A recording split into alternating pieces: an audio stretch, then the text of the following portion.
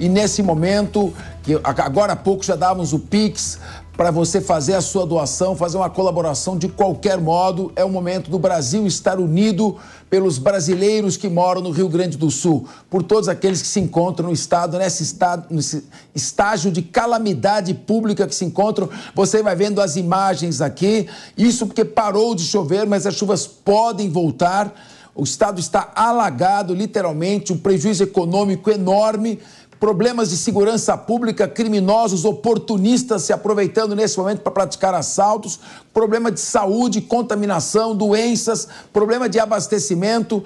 E nesse momento, deputados de oposição ao governo, os deputados Bibo Nunes e Luiz Felipe de Orleans e Bragança, apresentaram 2 projetos à Câmara para que os partidos repassem 50% do fundo partidário de 2024.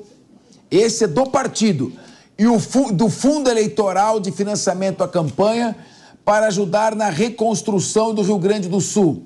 O valor total seria de 3 bilhões de reais. A proposta, porém, precisaria ser aprovada por deputados e senadores de todos os partidos, que em ano eleitoral se comprometeriam em doar metade dos seus recursos ao Estado gaúcho. Meu querido Diego Tavares, a iniciativa é boa, mas vai funcionar?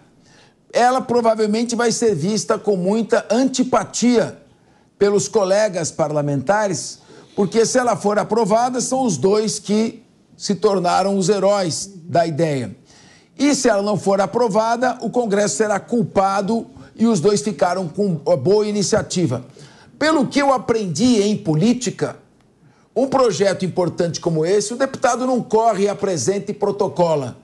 Ele procura o presidente da casa, conversa com as lideranças dos partidos, articula uma negociação primeiro para depois apresentar.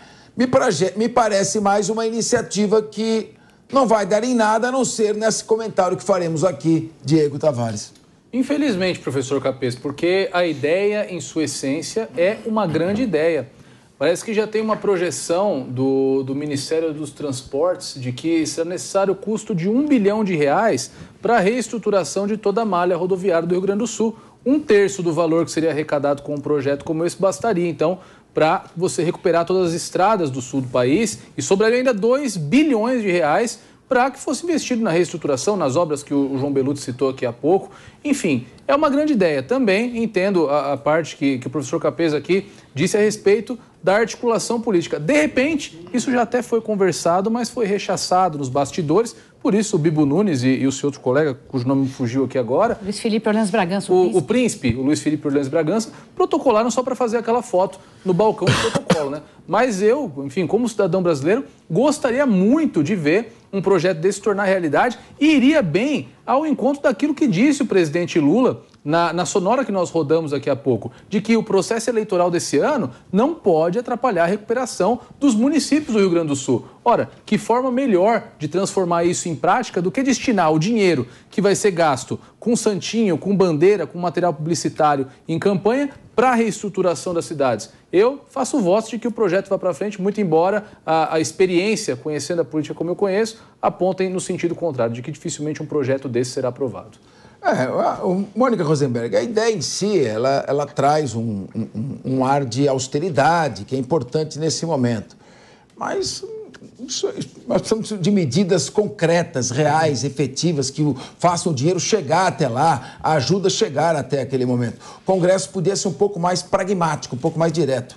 Pois é, eu citei aqui no começo do programa que teve um projeto de lei em 2020 que trazia exatamente essa proposta, de tirar recursos do fundo eleitoral, que nem era tão bilionário quanto ele é hoje, porque hoje ele está em 5 bilhões de reais, e que ficou parado, porque o Congresso tem muito medo, eles não sabem fazer campanha sem utilizar esse volume absurdo de recursos. Eu considero excelente essa proposta, não só porque faz chegar dinheiro onde precisa, mas também porque, quem sabe, cria um novo paradigma aí de fazer campanha sem tanto dinheiro, sem tantos bilhões. Não faz sentido tanto dinheiro, e faz tempo que a gente fala isso aqui no Linha de Frente, faz tempo que esse é um buraco que a gente bate muito. Nós falamos de déficit zero, etc. Precisa parar de gastar fortunas em campanha eleitoral, até porque, lembrando que quando você tem tanto dinheiro assim para gastar, ninguém está preocupado em passar ideias para o eleitor, tão preocupado sim é em fazer chegar o dinheiro lá, e muito disso nem chega na ponta, vai para os bolsos. Saudável e necessário que esse dinheiro saia da campanha e vá para o Rio Grande do Sul. João Belutti.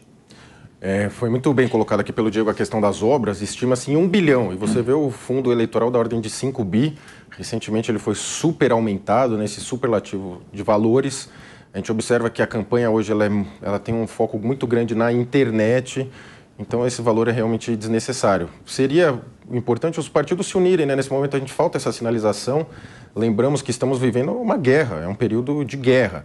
E muitos políticos, eles estão pensando na eleição, a gente está pensando na tragédia, muitos já estão fazendo o cálculo para a eleição, como que vão poder capitalizar isso de forma política. Mas lembremos aos senhores políticos que estão lá atuando, que até no período pré-Segunda Guerra Mundial, o Chamberlain negociou com Hitler e voltou como herói porque tinha negociado um acordo de paz e depois entrou para a história pela porta dos fundos. Então, sinalizem para a população 100% do fundo eleitoral, não precisa de fundo eleitoral nenhum, principalmente os que estão lá, que são eleitos, já são bastante conhecidos, todos aí tem tranquilamente 1 milhão de seguidores, já tem a sua base eleitoral, então não precisaria do fundão eleitoral, que a gente sabe que é um manejo muito grande. O único partido que sinalizou alguma questão de critérios para o uso do fundo eleitoral foi o Partido Novo, que vem se destacando nesse ponto, falou que vai ter critérios para distribuir entre os parlamentares, ao contrário dos outros, que são critérios bastante opacos, o valor é distribuído entre os políticos, os que têm mais lastro, né, que já são conhecidos, acabam ganhando mais dinheiro do que aqueles novos, dificulta a entrada de novos políticos.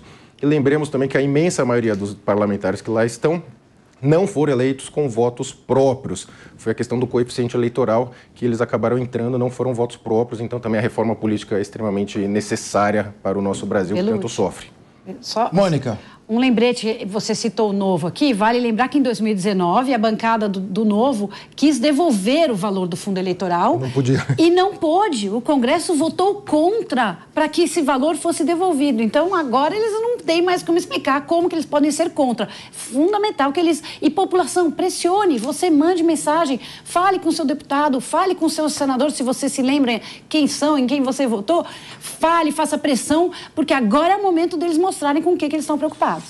João Belutti. Eu esqueci uma coisa que eu ia falar também, que como é o momento de sinalização de todos os entes públicos, seria importante também os próprios juízes e promotores falarem que abrem mão do quinquênio, ele é muito custoso, também seria uma sinalização perfeita para a sociedade. Tá aí o recado direto do João Belutti. Só lembrando que eu acho que a história foi muito dura no julgamento do primeiro-ministro Neville Chamberlain.